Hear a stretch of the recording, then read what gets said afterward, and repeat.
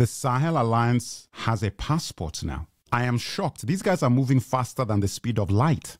This is amazing news, guys. This is amazing news. Now, I've been reporting, and I'm now doing a regular report on the Sahel Alliance because I think that somebody needs to keep a watch on what's going on over there, especially after the events that have happened with Ukraine and the Tuareg and so forth that I reported. But now that I've actually been keeping tabs on this and people are sending me reports on what's happening with the Sahel Alliance, these people are doing things so quickly that we can't keep up. I might have to do a report every couple of days with the amounts of stuff these guys are pulling off. Now, make sure that you're subscribed if you're new to the channel to make sure that you're up to date on everything that is going on, because I will be continue to try and keep covering this in my podcast shows, because I do the commentary shows in tandem with my main videos that come out. So keep watch for those. But guys, this is actually unbelievable. Oh, and remember that you must sign up to the newsletter, the Al-Kebula newsletter, linked in the description if you want to make sure you never miss one of my videos. Now, guys, the Sahel Alliance, which is the union between Burkina Faso, Mali, and Niger, which was set up in a response to the sanctions put on them by ECOWAS at the behest of the West last year after they've had coups. There were coups in Burkina Faso, Mali, and Niger that brought in the new presidents, Captain Traoré, Assimi Goïta, and General Tiani. They set up this Sahel Alliance, which I've told you about. You know exactly what that is. If you don't, you should watch my other videos. They'll be linked at the end of this video. And they designed it to defend Africa. It's basically the African NATO. Now, they've been squeezed from all over, and I told you in my video that I made recently about how I believe that what the Ukraine is doing in Mali is to try and destabilize the Sahel Alliance, because the Sahel Alliance is essentially assisting Russia. Because the stronger that the Sahel is independent of Western influence makes them a much better ally or much better allies, member countries of the AES, to Russia in their quest for complete dominance of the Eastern Bloc. That's basically what is going on. Now, one of the biggest factors of being in an economic bloc and being in a union, because this is like the EU of Africa that these guys are trying to build here, the NATO of Africa, is travel, movement, trade, interaction between nations. Burkina Faso already said that they were going to get rid of the old passport and remove the ECOWAS tag on it and do a new biometric passport that does not have the ECOWAS badge on the passport, because Burkina Faso said that we're not involved. I told you, if you've been watching my videos, that Burkina Faso, Mali, and Niger have said that we're not going back to ECOWAS. They left ECOWAS, and then because ECOWAS then sanctioned them, and then when the sanctions didn't work because they started working with Vladimir Putin and so on and so forth, ECOWAS tried to invite them back. Bola Tinubu and Nigeria, who are doing Yanga, they now started to try and visit, bringing them back, and they said that we're not coming back. The Wayo didn't work. It didn't work. We're not coming back. Now, you remember that I told you how big a deal this was going to be. I said you've set a dangerous precedent because they called your bluff and now they know they can survive without you. They're going to start doing things that they probably wouldn't have done had you not kicked them out or tried to sanction them in the first place. And that is getting their own passport. They're creating a Sahel passport. Did you hear what I just said? Do you know how big it is? That means that anybody who has that passport in those three countries can just travel to those three countries at will, do whatever they want to do. And it's basically like the EU of the Sahel region. Guys, that passport is in direct opposition to the ECOWAS passport. So the question is that what's going to happen? This is a thing that they should think about. Is ECOWAS now going to stop Sahel countries' citizens from visiting ECOWAS countries and essentially do a different kind of sanction on Sahel countries, which will further antagonize the Sahel countries by doing that? Because remember, you're currently trying to convince them to come back. That's what you're currently doing. I told you how they sent Diomaye Faye, Bassirou Diomaye Faye, the Senegal president, to go and beg the Sahel countries to come back. A man who said that he doesn't like France anymore. Why are you going to ask them to come back? I told you about that because I said, I don't really know about that guy. I don't really know about him, Sonko as well. They said that he's the prime minister. I don't know about those guys. I'm not going to say anything, but I don't know about those guys because I don't know why you're going to ask guys to go back to ECOWAS. What's your own in that? If you want to be in it, stay in it, Senegal. That's fine. When guys have managed to free themselves, you said that you're anti.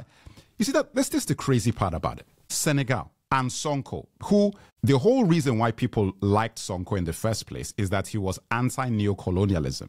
That's the whole point. That's the reason why they wanted him to be president of Senegal. That was the whole point. The old guy, Macky Sall, or whatever his name was, messed you around, put up some trumped-up charges, threw you in prison, and you got your main man, Diomaye Faye, to be a stand-in for you.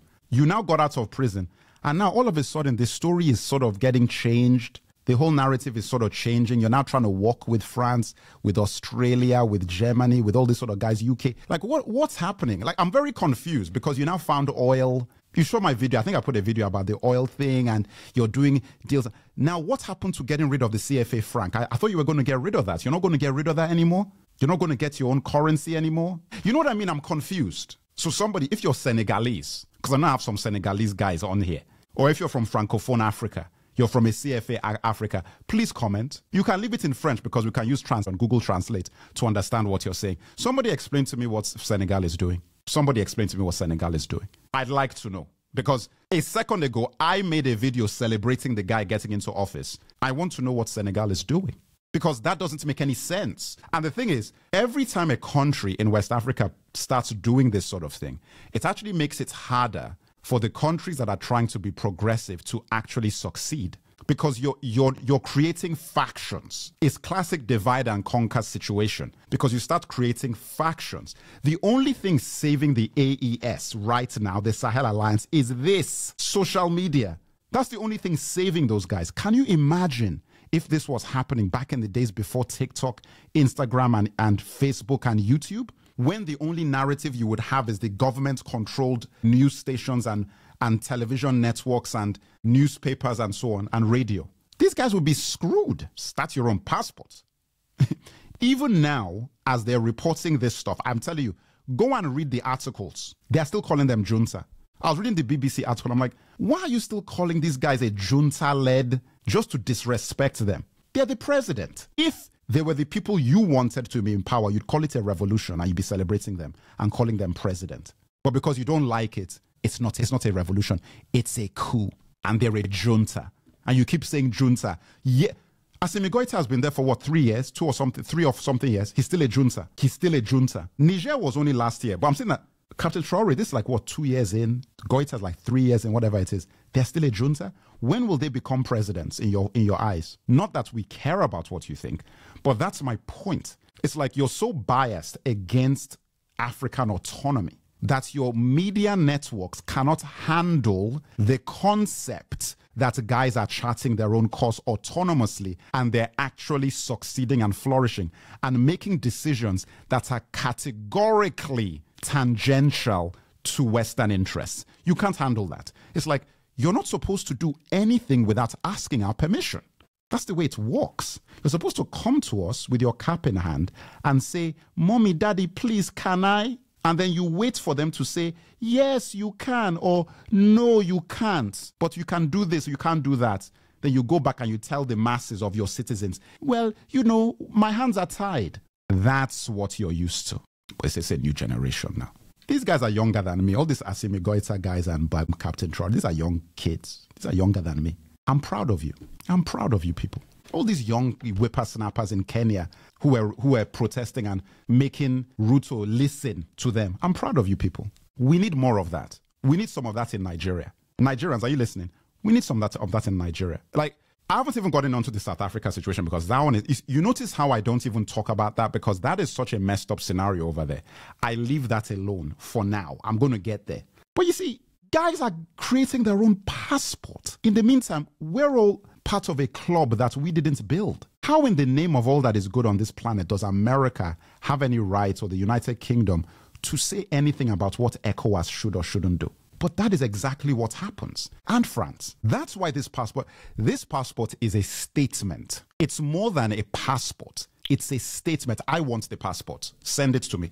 I'll send you I'll go to Snappy Snaps and go and take my pictures. I'll send me a Burkina Faso passport. I want a Sahel passport. Anybody who's listening that has access to how I can get a Sahel passport, let me know so I can send my biometrics so I can get a Sahel passport. I just want to have it. I may never use it. I just want to have one as a memento. And I'm actually dead serious. I'm not kidding. You think I'm joking? I actually would like to have one of those things as a memento. And I'll put it on my wall. I'll put it in like here as part of the decorations for the studio. A Sahel passport. Do you know what that means? Because it's such a statement that for the first time in modern African history, the first steps towards a true African union is being taken by kids in the Sahel. These are children. He's 36 years old, Captain Traore, 36. Goita is like, what, 37? They're kids. In African terms, maybe not in Western terms, but in African culture, these are babies. They're children.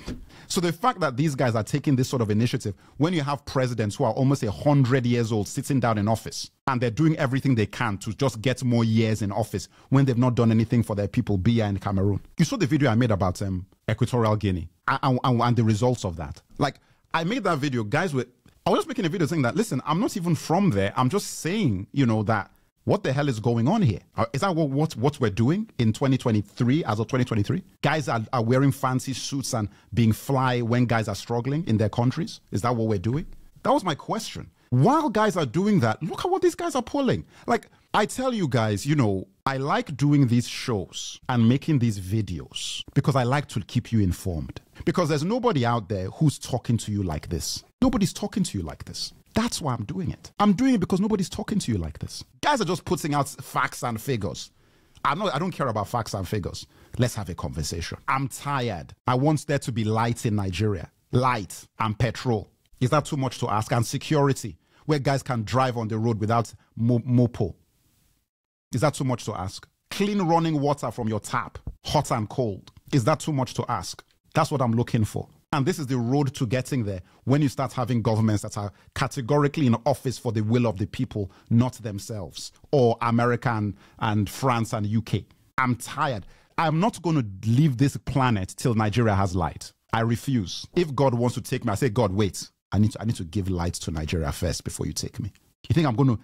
I was a kid, a little child, and NEPA is taking light in Nigeria, and you want me to leave the world and they are still taking light? I never believed it was possible. When I was young, I thought that, oh, you know what? This is now. There's no way that by the time that I'm a grown man, we're still going to be doing this. They've taken light. I never believed it. And I'm saying this as a very simple point, as the fact that on a basic level, most African countries do not have consistent power 24/7.